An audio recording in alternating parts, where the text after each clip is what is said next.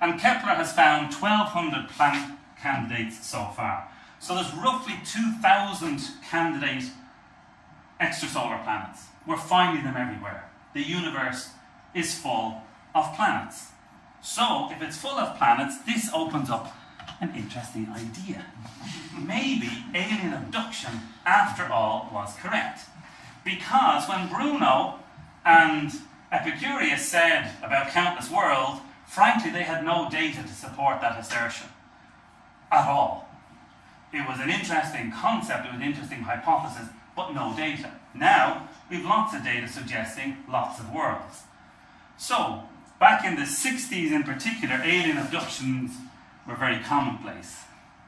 And I just wish I was a bit older so I could have participated more readily in those alien abductions, but possibly for the same reasons that when I remember the first time I went with a couple of friends of mine lying on the beach in Marbella, and there were these very pretty girls come along with these vouchers for the nightclub, and they walked straight past us, I remember, and we were not happy on that, and we felt, why did you not abduct me?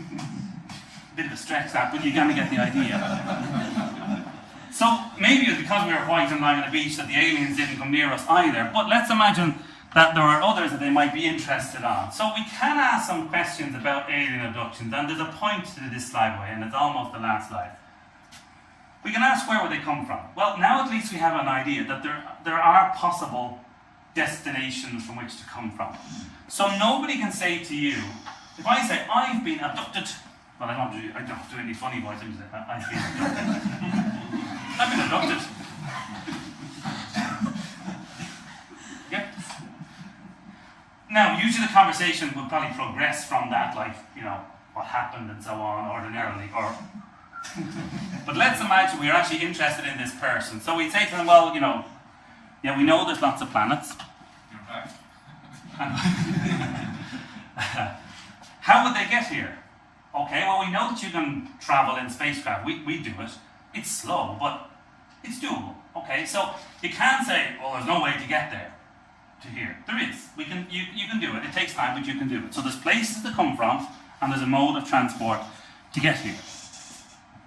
So now you go into the second sort of level of questions. Well, why would they come? Now you see, it's not clear why they would come, but you can't say there's no reason for them to come, because you don't know what they're thinking. So maybe they have a reason, whether we know it or not. So it's possible. You start to get into the, yeah, I believe you, I don't believe you. Why would they hide themselves? So we lead you up here, well, they really try to keep themselves hidden and all the rest. And for those of you who are Star Trek fans, we've got this Prime Directive as a concept. Who's a Star Trek fan? Who knows what the Prime Directive? Oh, I'd love to see. I'm proud to be a Star Trek fan. Although my dad goes on about why, you know, when they accelerate, you don't end up at the back wall of the spacecraft with the tea all over you. He always says that every time. So I tell him it's a force field, Dad. I mean, really stay with the technology. So why would they hide themselves? Well, I don't know why they hide themselves, but they might have a reason. So I can't rule that out.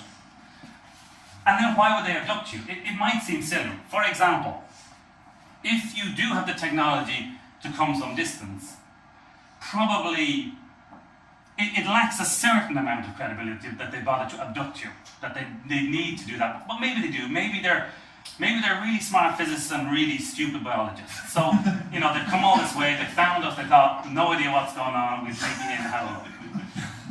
Can't rule that out. But now we get into things that we can start to ask, which are then moving from sort of definite questions which are perfectly reasonable into, well, you know, we can debate, into the questions, the data. How repeatable are the abductions? So, if you've been abducted, how many times? When did it happen? What were you doing at the time? What was the sensation? Ask the questions around the abductions.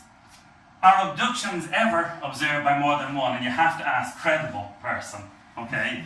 So, two mates saying they were both abducted or whatever like that on many different occasions is one that's very much thrown into question.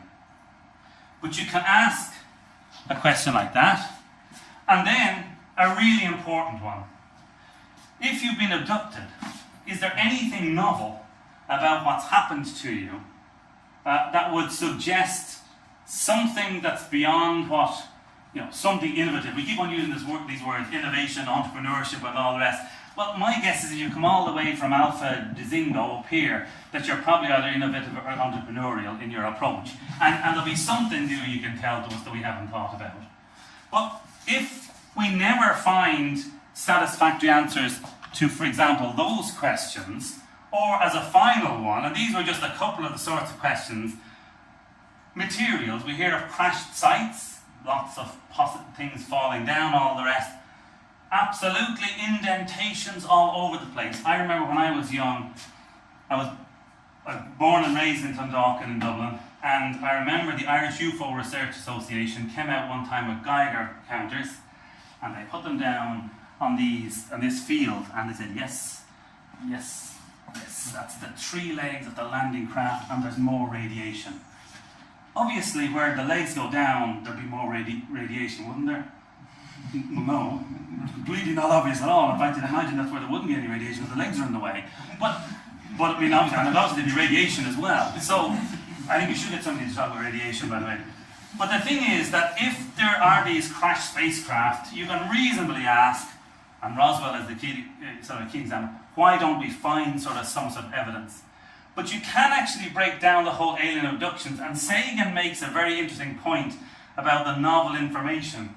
He says that the thing about alien abductions that stands out in his mind is not how amazing it is.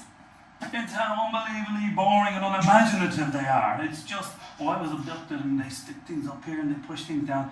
But there's nothing about it that suggests something you wouldn't imagine by sitting in a room or talking with others.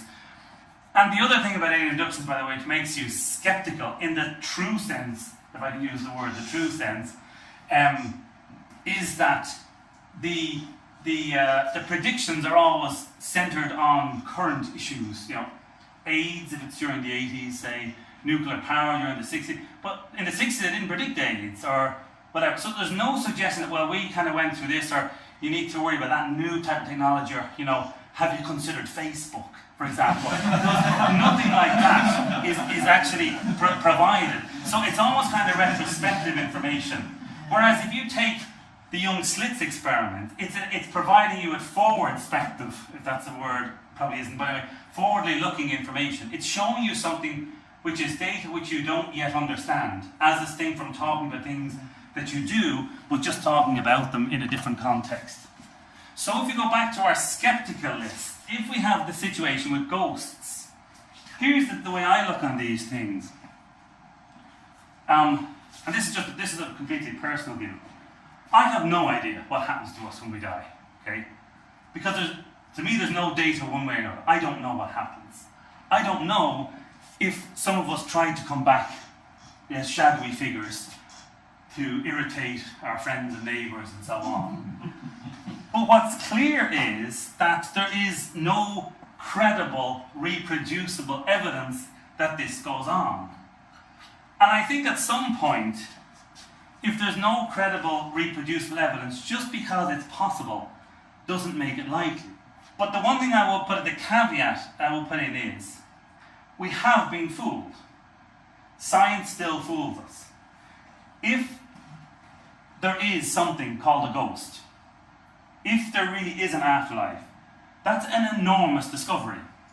So what we should potentially do is we should look for credible mechanisms to test out these important hypotheses. And they're important even if only because people want to know, did something happen to my loved one? That's a very valid question to ask. And science can't answer that if the ultimate basis for ghosts is completely within their power. If they're outside of the laws of physics, for use a better term, then science, which relies on some knowledge of some laws and the applications of the scientific method, is going to get lost very quickly. It's hard to see that the majority of the claims around these have any basis at all. in what they claim to have a basis in. It is absolutely possible that some people completely believe they've been abducted and it's a mental issue. If there really are people coming to us from another planet, that would be amazing. I would love to find that out. So it's not as if it's a closed-minded thing. I'd love somebody to go along. I'm not going to do it, but let somebody else do it. I didn't discover this either, you know. I mean, well, I wasn't even born, obviously, so that was a hindrance already. But the thing was that I'm glad that we know that, and I'd love to know that alien abductions, I'd love to know that aliens exist. I think it'd be cool. I can't imagine a universe in which we're the only creatures. It just seems very, very difficult to imagine that. So this isn't impossible. But science and skepticism, which go hand in hand, haven't found any evidence for it. In fact, in a sense, the opposite. So, to conclude, in science, some phenomena are really difficult to explain.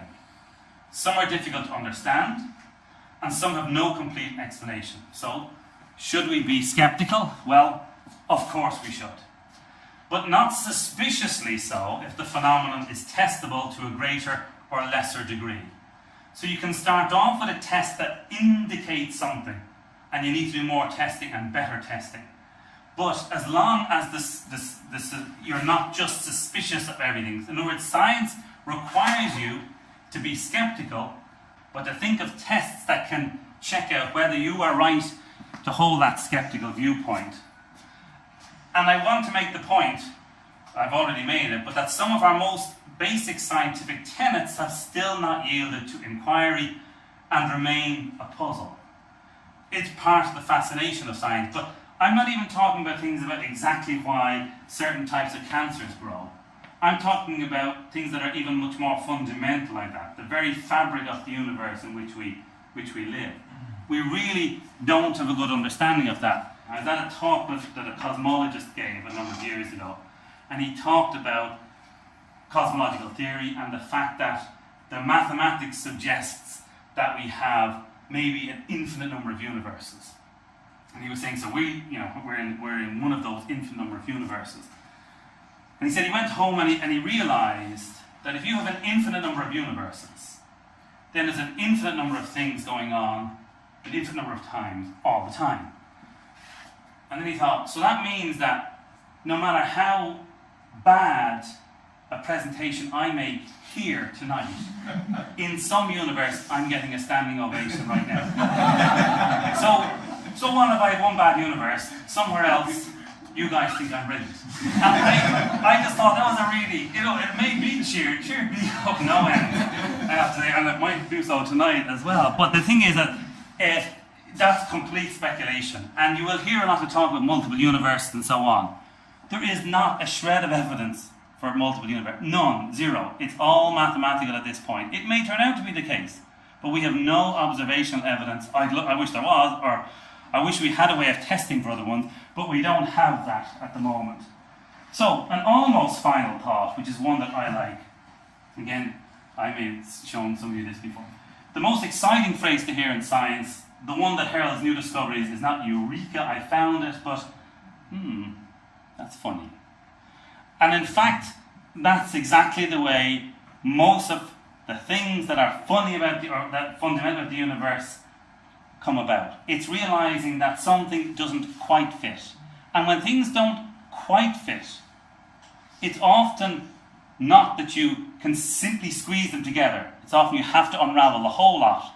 And this wave particle duality that I referred to was exactly that. Newtonian physics is simply incapable of explaining what what some others saw tonight independently. The diffraction of light. Newtonian mechanics cannot explain that. Even our new quantum physics has a bit of difficulty with that. So the final thought, X-rays are a hoax. And this was said by our old friend, Lord Kelvin, who was at times a noted skeptic and at other times just a little bit mad. So that's all I have to say on my take on a bit of skepticism. Thank you very much for listening.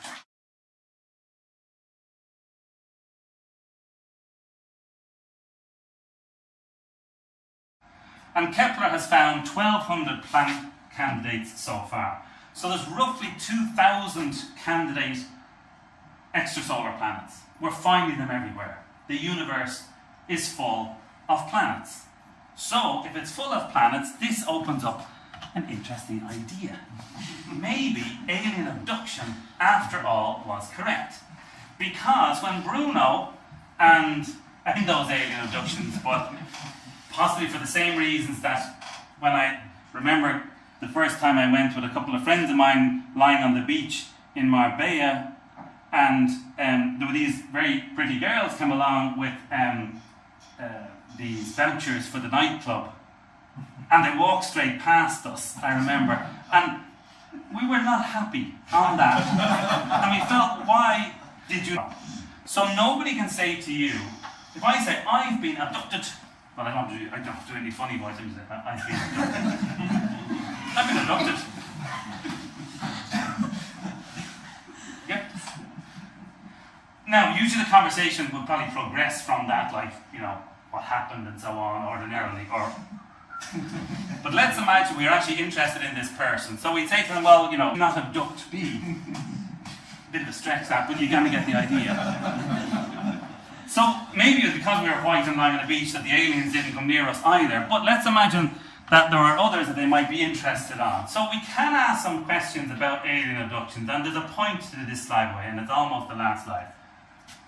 We can ask, where would they come from? Well, now at least we have an idea that there are possible destinations from which to come from. Epicurus said about countless worlds, frankly, they had no data to support that assertion at all. It was an interesting concept, it was an interesting hypothesis, but no data. Now, we have lots of data suggesting lots of worlds. So, back in the 60s in particular, alien abductions were very commonplace. And I just wish I was a bit older so I could have participated more readily in